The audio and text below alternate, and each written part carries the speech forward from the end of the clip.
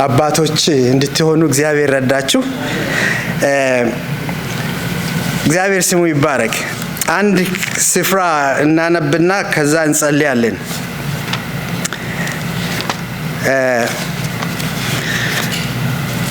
ኤፌሶን ምዕራፍ 2ን ከአንድ ጀምሮ ያለውን የመጽሐፍ ቅዱስ ክፍል እናነባለን። ምዕራፍ 2 ከአንድ ጀምሮ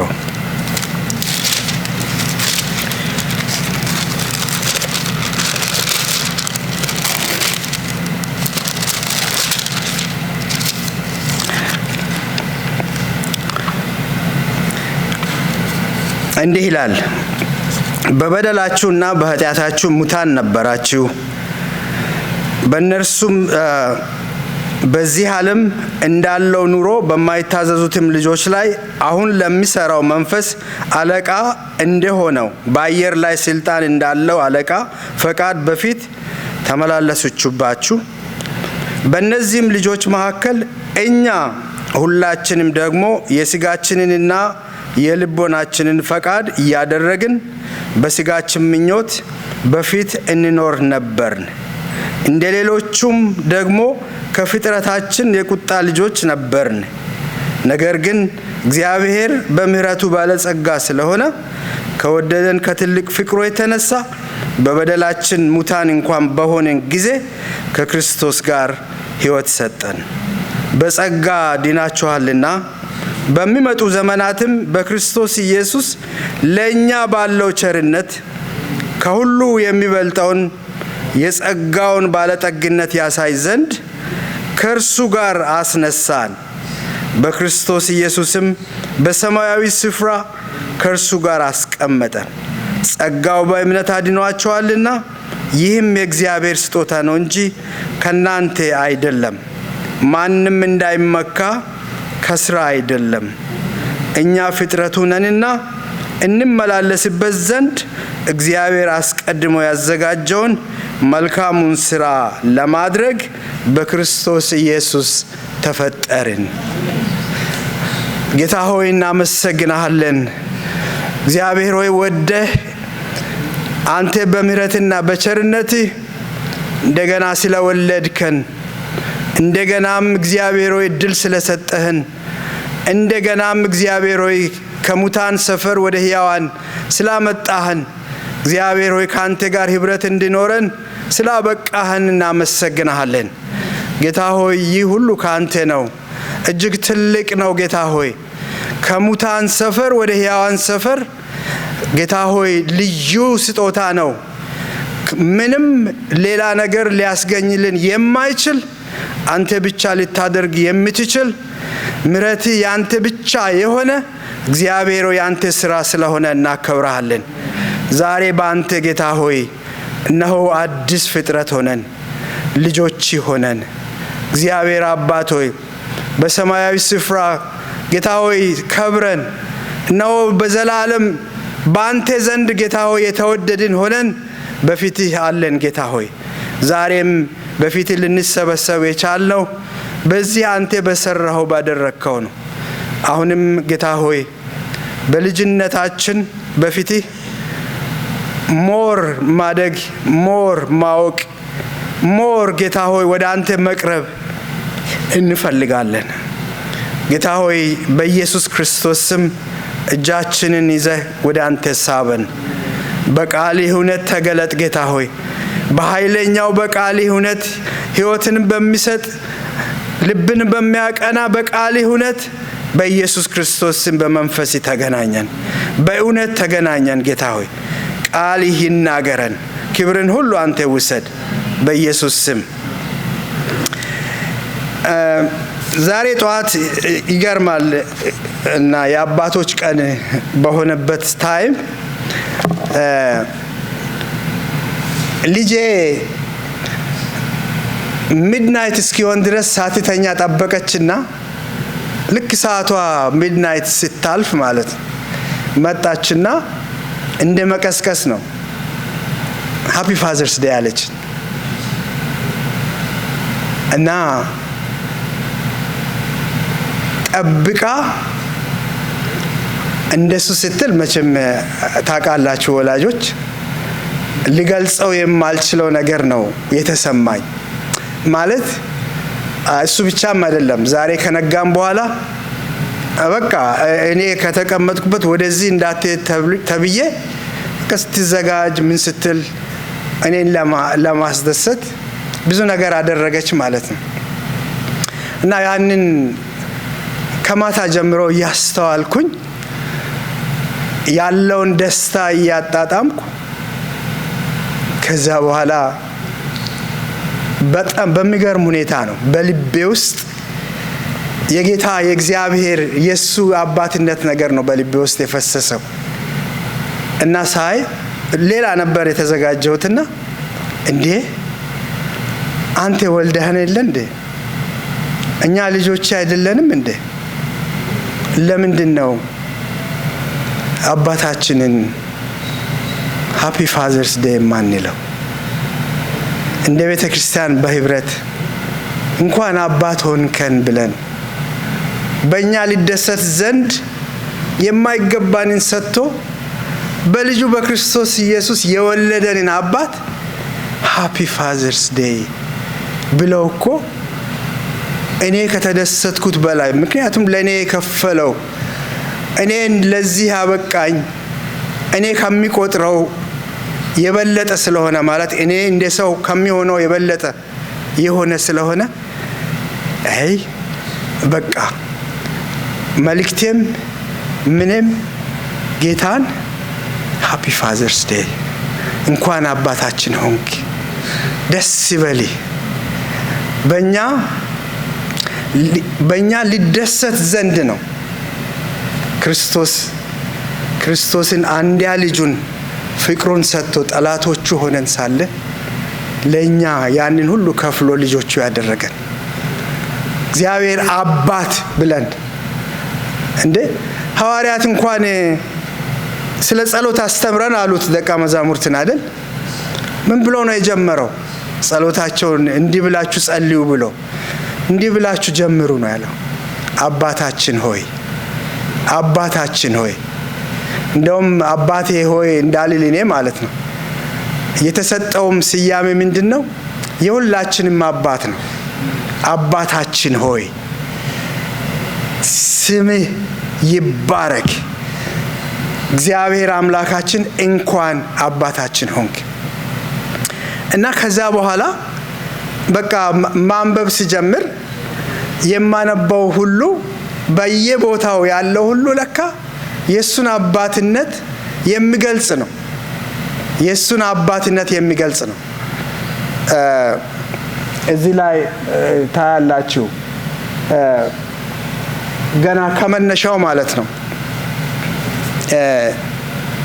ክርስቶስ ለኛ አልፎ በመስቀል ላይ የሞተበት ትልቁ ምክንያት ምንድነው? እግዚአብሔር ከመነሻው የፈጠረው የአብሮነት የወዳጅነት ነገር በሰው ኃጢአት ስለተበላሸ እግዚአብሔር አክብሮ ካስቀመጠበት ጌታ እኮ ምሽት ይላል አይደል? አዳምና ሔዋን ጋር ጎራ ይላል። እንዴት ዋላችሁ እንዴት ሆናችሁ ብሎ ከነሱ ጋር ለመጫወት ጎራ ይላል። ምክንያቱም ገና ሲፈጥር ስላሴዎች የተማከሩት እሱና እኛን የሚመስል እኛን የሚረዳ እንደኛ የሆነ እንፍጠር ብለው እስትንፋሱን አካፍሎ ሲሰጥ ለዛ ለወዳጅነት ለዛ ለቤተሰብነት ነበር። ያ ነገር ተበላሸ። ያ ደስታ አልሰጠውም እግዚአብሔርን። ለዚህ ነው አንድያ ልጁን ሌላ መንገድ ሊኖረው ይችላል እኮ ነገር ግን የአባትነቱን አለ አይደል የቤተሰብነትን የውስጥ የሆነውን የክብሩን ነገር ሊያሳይ ሲፈልግ አንድያ ልጁን ክርስቶስን አሳልፎ ሰጠ። በልጁ ስዊች አደረገ። በእኛን ስፍራ እሱ ወሰደ፣ እኛ ደግሞ የሱን ስፍራ ወሰድን። በክርስቶስ ስለተወለድን እኛ የእግዚአብሔር ልጆች ነን። የሚገርም ነገር ነው። እኛ በክርስቶስ ስዊች ሲያደርግ እኛን አዳፕት ሲያደርግ ልጆቹ ሲያደርግ እሱ በዚህ ላይ ምንድነው ትልቁ ነገር እኛን የሚያየን ሁላችንንም የሚያየን በአንድ አይን ነው። በክርስቶስ ደም በተሸፈነ እኛን ሲያየን ልጁን ነው የሚያየው። እኛን ሲያየን ክርስቶስን ነው የሚያየው። እኔ ሲመስለኝ በፊት ተማክረው ፈጥረው ካስቀመጡት የበለጠ ክብር ነው ሁለተኛው ክብር የበለጠው ላለሁኝ because ከልጁ ጋር ነው ስዊች ያደረግነው ቦታ እና ስለዚህ አባታችን ናት ይሄ አመት ተጠብቆ እንደሚባል አይደል። እኛም አንወድም ልጆቻችን ዛሬም ብቻ እየጠበቁ አባት ቢጫወቱ እኛም አንወድም። ግን እንዲገባን ብናሰላስለው አልኩኝ፣ ብናስተውለው አልኩኝ። አሁን በእውቀት ደረጃ እናውቃለን፣ ሁሌ እኮ እንላለን፣ ስንጸልይም እንላለን። ምን ይመስላል የእግዚአብሔር አባትነት? ምን ያህል ዋጋ የተከፈለበት ነው። ከዚህ የተነሳ ምን አይነት ሪሌሽንሺፕ ነው የፈለገው? ምን አይነት ቁርኝት ነው የፈለገው? ምን አይነት ቁርኝት ነው? ልጆች ስንሆን እኛ ያደረግነው ነገር ምንም እንደሌለ ታውቃላችሁ። ምንም አልከፈልንም ልጆች ስንሆን ማለት ነው። እንዲሁ በጸጋ እሱ ነው የቀደሰን። እሱ ነው ወደ መንግስቱ ወደ ቤቱ ተመልሰን እንድንገባ ዘንድ በር የሆነን። ጌታ ኢየሱስ እንደሱ አይደል? እኔ እውነተኛ በር ነኝ ይላል አይደል? በሱ ብቻ ነው የሚገባው። በክርስቶስ በኩል ወዴት ይገባል? ወደ እግዚአብሔር ቤት፣ ወደ እግዚአብሔር ቤተሰብነት፣ ወደ እግዚአብሔር ልጅነት እና በዚህ ግንኙነታችን የሚገርም አሰራር ነው እንትን ያለው የሚደንቅ አሰራር ነው። በምናይበት ጊዜ ዮሐንስ ወንጌል 1:12 ላይ እንዲህ ይላል፣ ለተቀበሉት ግን በስሙ ለሚያምኑት እነዚህ የእግዚአብሔር ልጆች የሆኑ ዘንድ ስልጣን ሰጣቸው ነው የሚለው። አስተውሉ። ኢትስ ናት ዝም ብለን አምነን መግባት ብቻ አይደለም። ስልጣን፣ የልጅነት ስልጣን፣ ልጅ ያለው መብት ማለት ነው። በእግዚአብሔር ዘንድ ልጅ ያለው መብት። ልጆች የሆኑት ይወርሳሉ። ልጆች የሆኑት እኛ በራሳችን ልጆች አናይም እንዴ? ቤታችን ውስጥ እኮ በጣም ተኮራርቶ እንትን የሚሉት እኮ ከኛ ይልቅ ልጆቻችን ናቸው። አላስተዋላችሁ? አንዳንድ ጊዜ እኮ ትንሽ አደግ ስሉ ልጆቼ ክፍላቸው ዝም ብዬ ዘው ብዬ ስገባ ይከፋቸዋል። ማንኳኳት አለብኝ ዝም ብዬ ስገባ። ልክ እንደዛ ነው ቤታችን። ልጆቻችን ቤታችን ምን ሆኖ ነው የሚታያቸው? ባለመብት እንደሆኑ ማንም አልነገራቸውም። ያንን ስልጣን ነው ጌታ የሰጠን በክርስቶስ ኢየሱስ። ስልጣን ነው የሰጠን። በዛው መለኮታዊ አሰራር አለ። በማመናችን not only ይሄ እንዲህ በሩቁ የምንለው እንዲህ ስልጣን ተሰጥቶናል የሚባለው አይደለም። ስልጣኑን እንዴት በእኛ አተመው? ስልጣኑን በእኛ እንዴት አዋሃደው? እንዴት የኛ ነፍሳችን አውቃ የነፍሳችን አካል ሆኖ ውጫዊ ሳይሆን ውስጣዊ ሆኖ የኛ አካል እንዴት ሆነ? ይገርማል።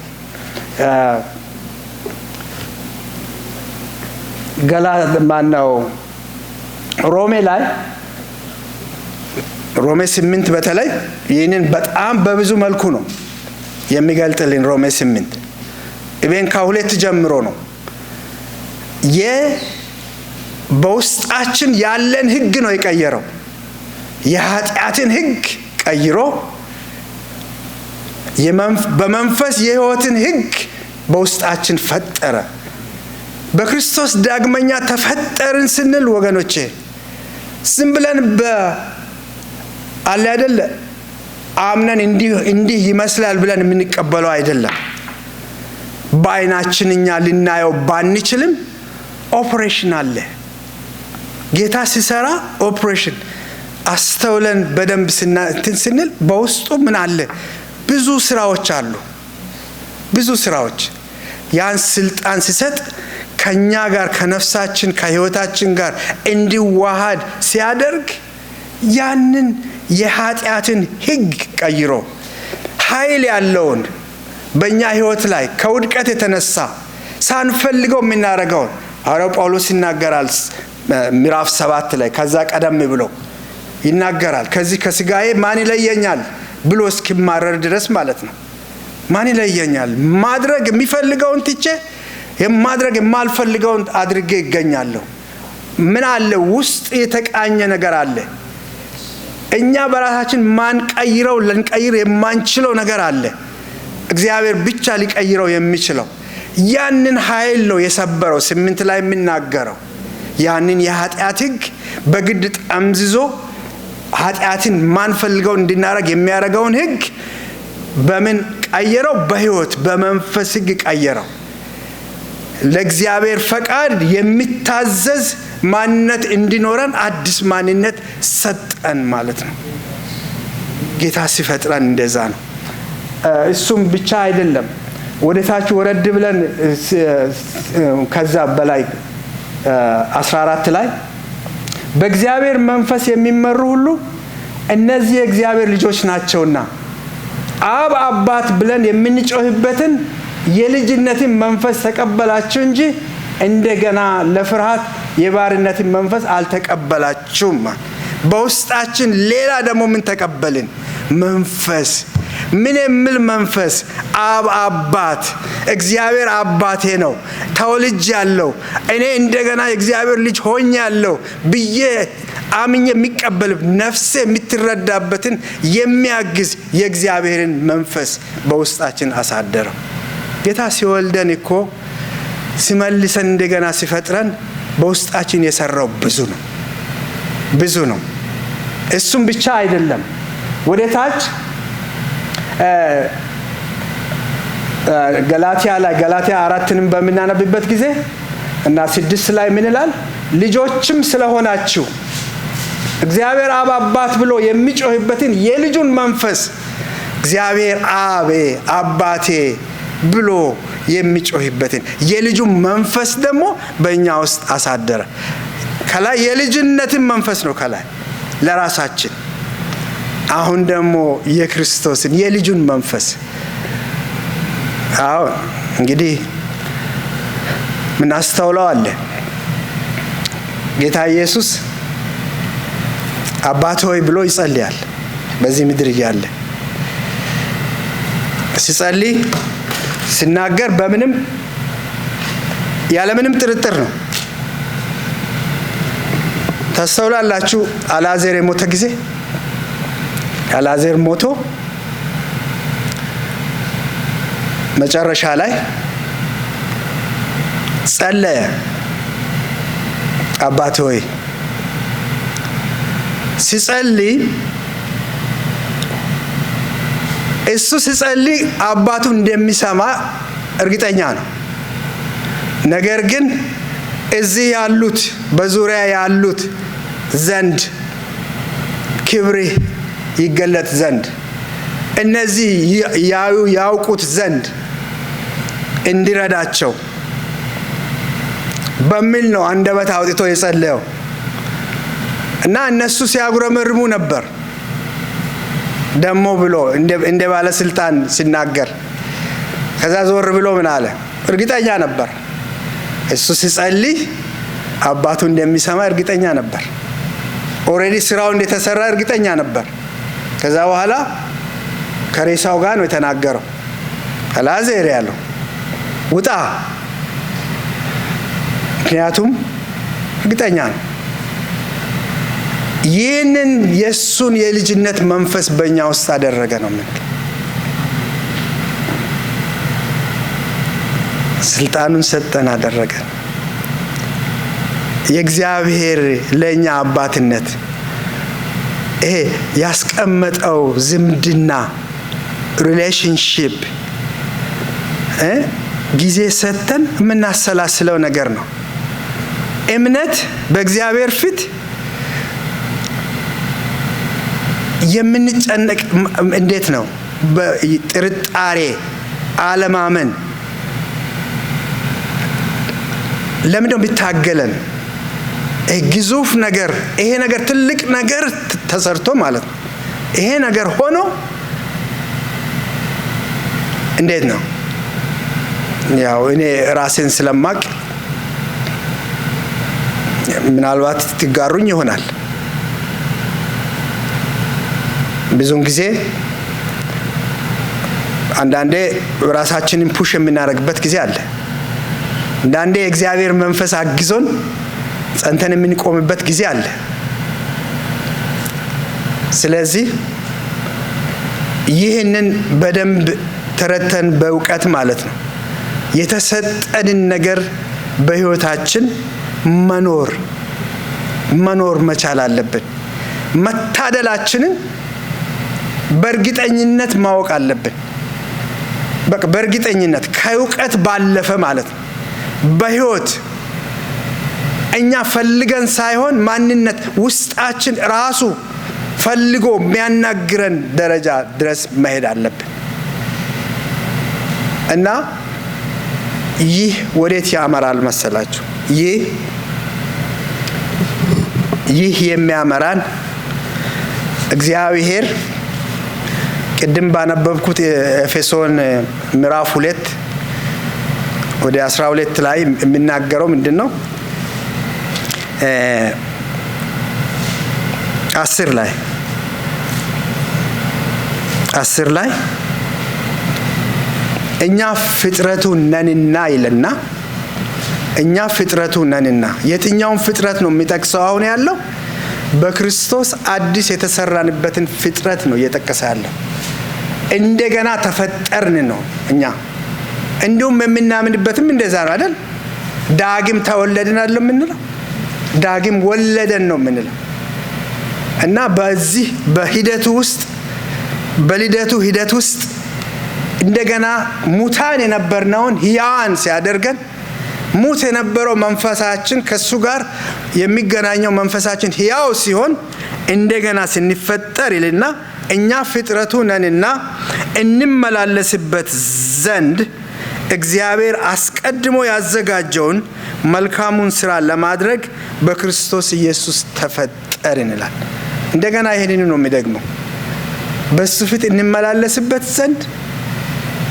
በክርስቶስ ኢየሱስ እንደገና ተፈጥረናል አሁን የምታየው ነገር ምንድነው በፊቱ መመላለስ በፊቱ እሱን በመታመን እሱን በመስማት እሱን በመታዘዝ መኖር ትግል አይሆንም ማለት ነው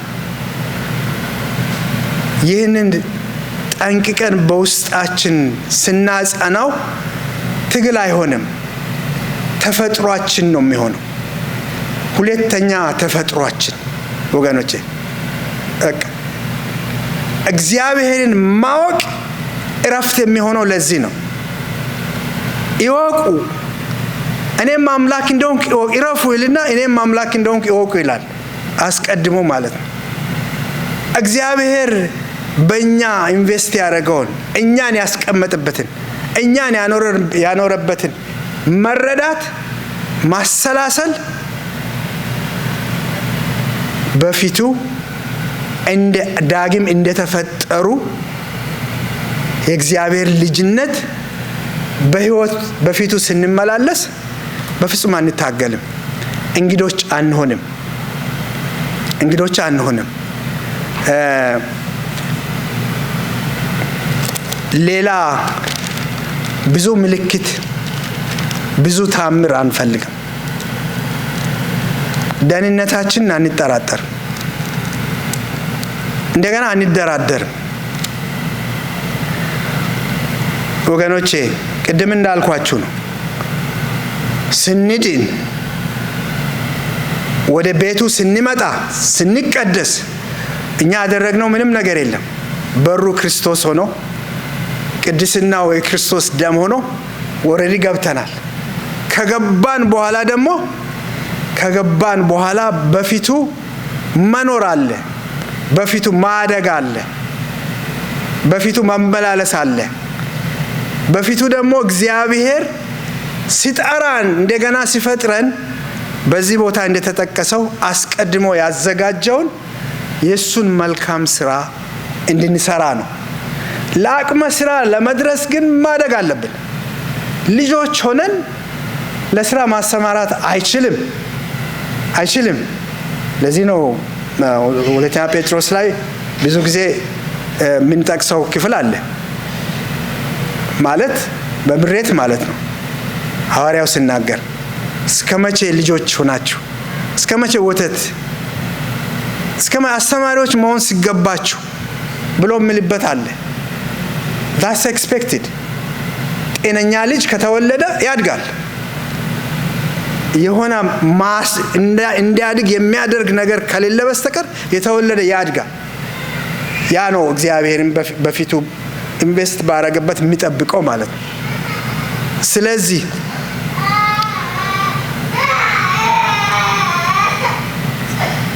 ኦኬ ነው። ስለዚህ እኛ እልፍ ማለት አለብን።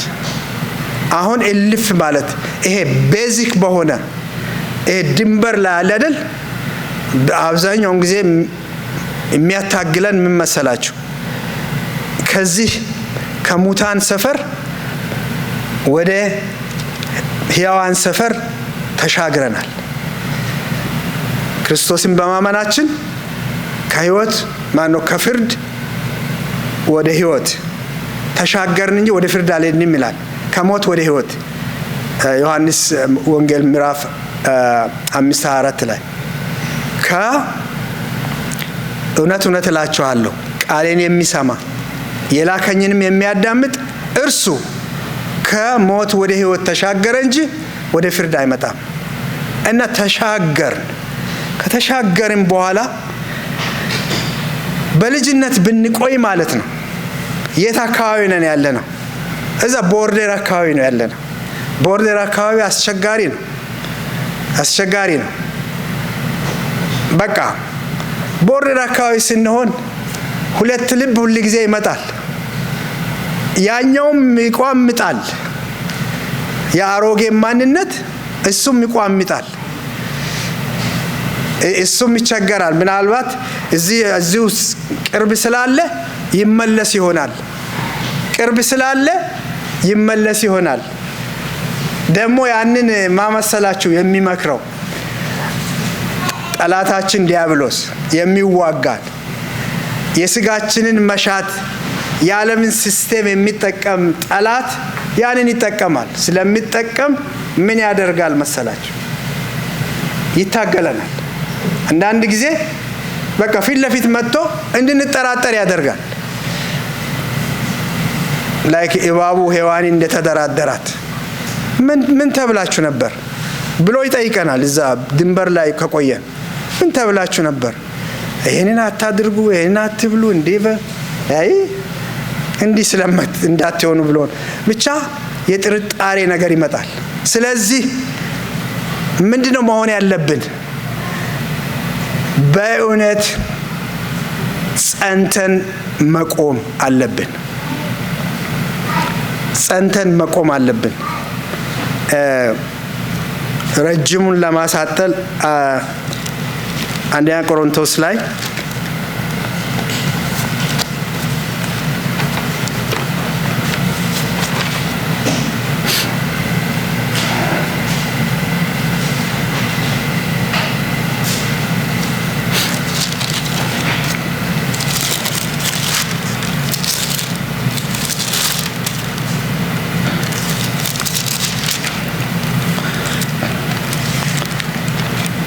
ትልቁ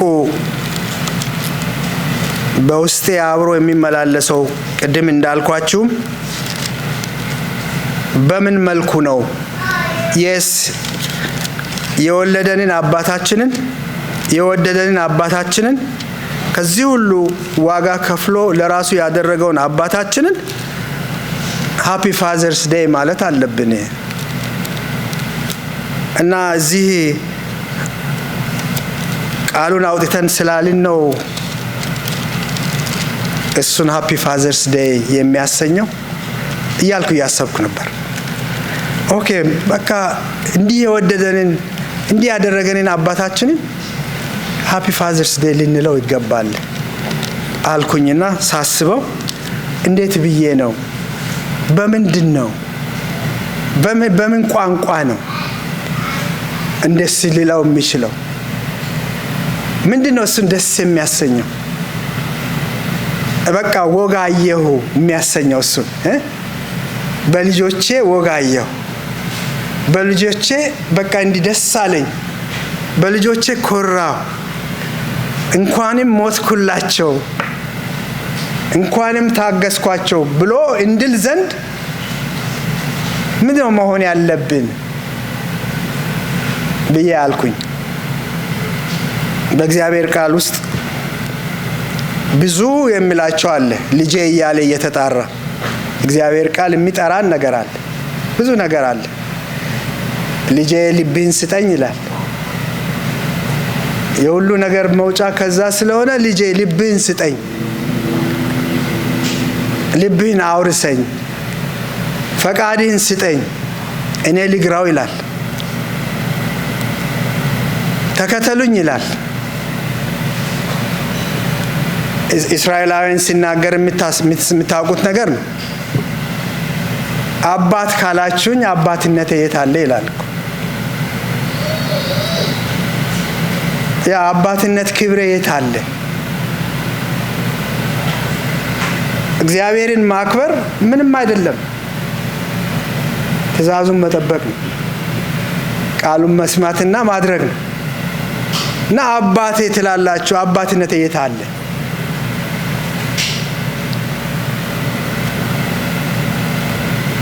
እና ጌታ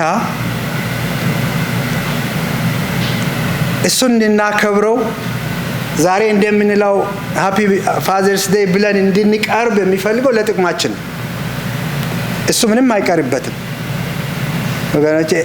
እኛ ጋሽ ያለው የሚለው ነገር አለ። እያንዳንዳችን ስንታይ በእግዚአብሔር ዓይንና ከፍጥረቱ መካከል ስንታይ እኮ ምንድነን? እስቲ አስቡት። እግዚአብሔር የተለየ የፍቅር አምላክ ስለሆነ እንጂ እኔም በስሜ ጠርቶ አክብሮኝ እንኳን ሊታበይ ሩቅ ሳንሄድ እኮ ትንሽ ከፍ ብለን ብንበር እዚህ መሬት ላይ አንታይም። ምንም ነን። ደግሞ አቅማችን በትንሽ እንትን የሚለው ግን ያንን አክብሮ እግዚአብሔር በስማችን እስከሚያውቅ ድረስ አክብሮ ስለሚያየን የምናደርገውም ነገር ትንሹም ትልቁም በእግዚአብሔር ዘንድ የሚታይ ነው።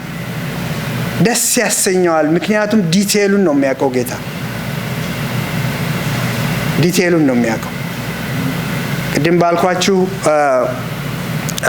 አንደኛ ቆሮንቶስ 16 13 እና 14 ላይ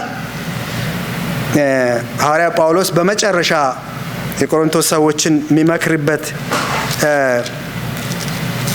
ቦታ ነው እና በዛ ቦታ ይመክራቸዋል መጨረሻ ላይ። ምክንያቱም በዛን ጊዜ በነበረችው በዛ ቆሮንቶስ ቤተክርስቲያን ውስጥ ብዙ ቅድም እንዳልኳችሁ ድንበር ላይ እንዳሉ ሰዎች በህይወታቸው የሚገለጥባቸው ብዙ ነገሮች አሉ። የተመሰቃቀሉ ነገሮች ነበሩ። እነዛን አጠቃላይ ምዕራፍ ማነው ወደ ከምዕራፍ 10 ጀምሮ በምናነብበት ጊዜ የሚታይ ብዙ የሚወቀሱበት ነገር አለ እና እነዛን ካለ በኋላ ነው በመጨረሻ ይህንን ምክር የሚያስቀምጠው ማለት ነው።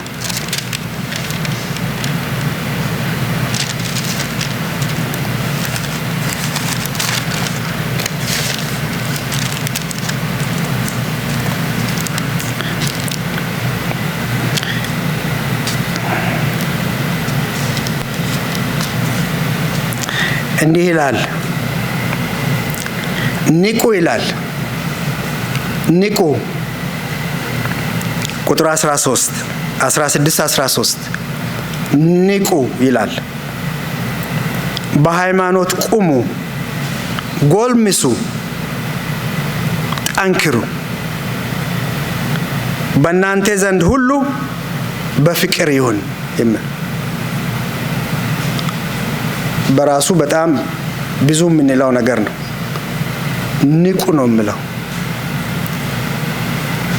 በሌሎች ትርጉሞችና በእንግሊዝኛ ሲታይ ምንድነው?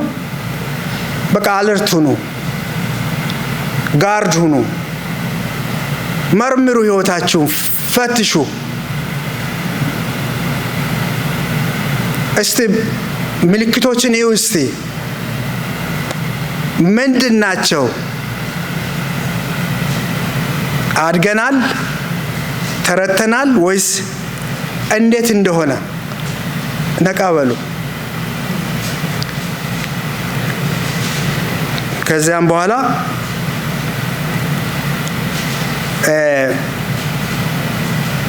ቀጥሎ ያለው ምንድነው? ጽናትን ይናገራል። ጽናት መኖር አለበት። በቆምንበት የምንጸናበትን የሚያደርስ መሆን አለበት እና ጎልምሱ፣ ጠንክሩ። ማደግ ነው መጎልመስ፣ ማደግ ነው መጎልመስ። በመንፈስ ጠንክሩ።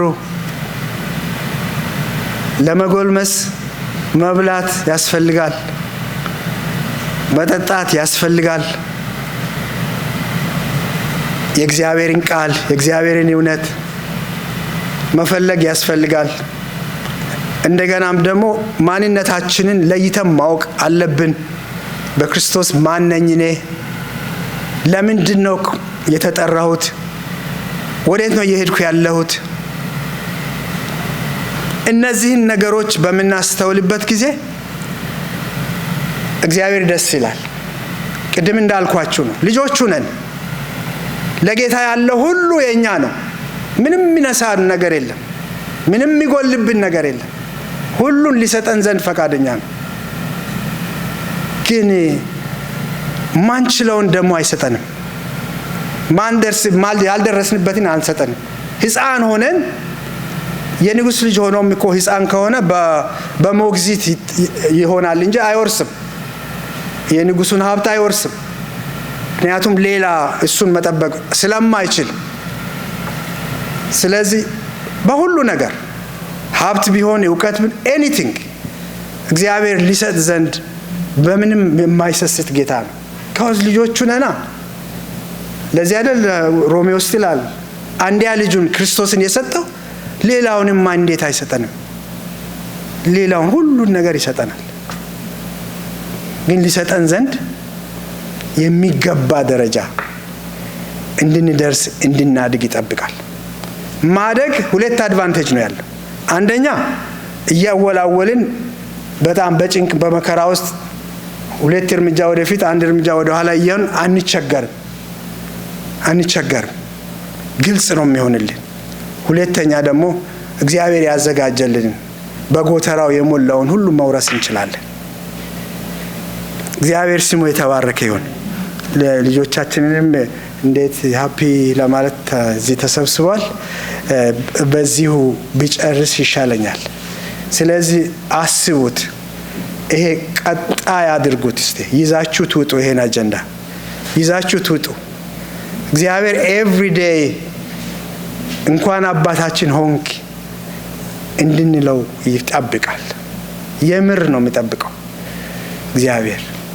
ያ ደግሞ ለኛ ለበረከታችን። ይህንን እንቀጥል። በምን መንገድ እንበል? በቃ በባይብል ስተዲያችን፣ በጸሎት ህብረታችን፣ በተገኘው አጋጣሚ እስቲ እንነጋገርበት። ወደፊት ለመሄድ ካሰብን ማለት ነው። በዚህ ለመውጣት ካቀድን በቃ እሱ አጀንዳችን እሱ ይሁን። ሌላ እኮ በተለይ ድንበር ላይ ከሆንን ብዙ ነገር ነው ቅድሚያ ወስዶ ዝም ብለን ኦፌንድ የሚያደርገን እንደገና ደግሞ አጠን የሚያሰኝ እናጎረመርመው ተስፋ የምንቆርጠው ብዙ ነገር ነው። ከዛ ውስጥ እንውጣ። እኛ ብዙ ስራ መልካም ስራ ተዘጋጅቶ ነው የሚጠብቀን ያለው። በክርስቶስ የፈጠረን መልካሙን ስራ እንድንሰራ ነው። ያ ስራ እኮ ለእያንዳንዳችን በጠራን ጊዜ ለይቶ ያስቀመጠው ያ ስራ እየጠበቀን ነው። እኛ የምንሄድበትን መንገድ ማንም አይሄድም። በእኛ የምትድን ነፍስ እስቲል እኛኑ ነው የምትጠብቀው። በኋላ እንጠየቅበታለን። ስለዚህ እግዚአብሔር ይርዳን። እንጸልይ።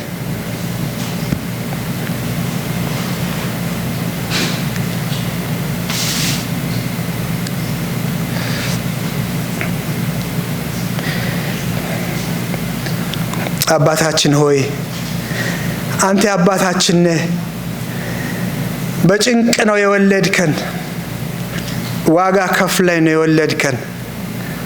ለዘላለም ነው የወደድከን። በፍቅር ነው የወደድከን።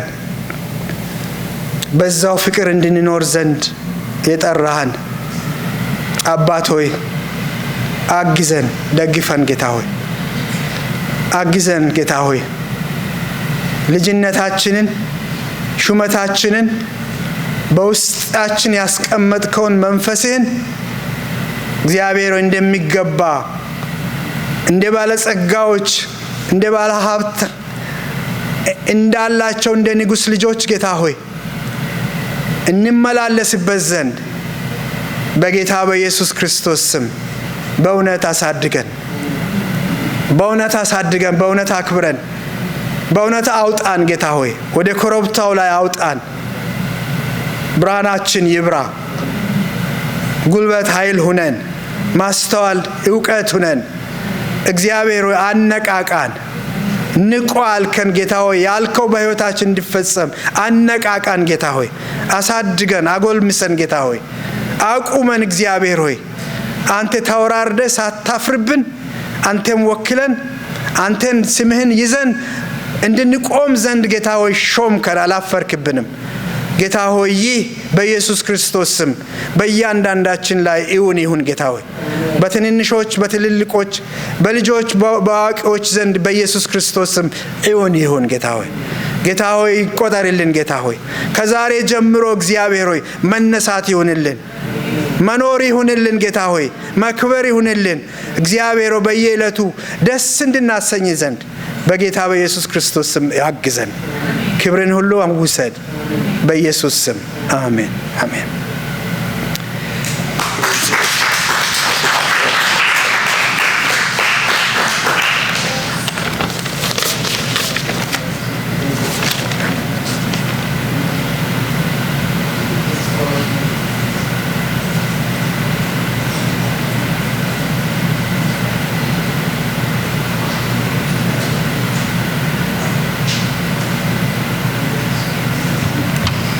እንደምን ሰነበታችሁ?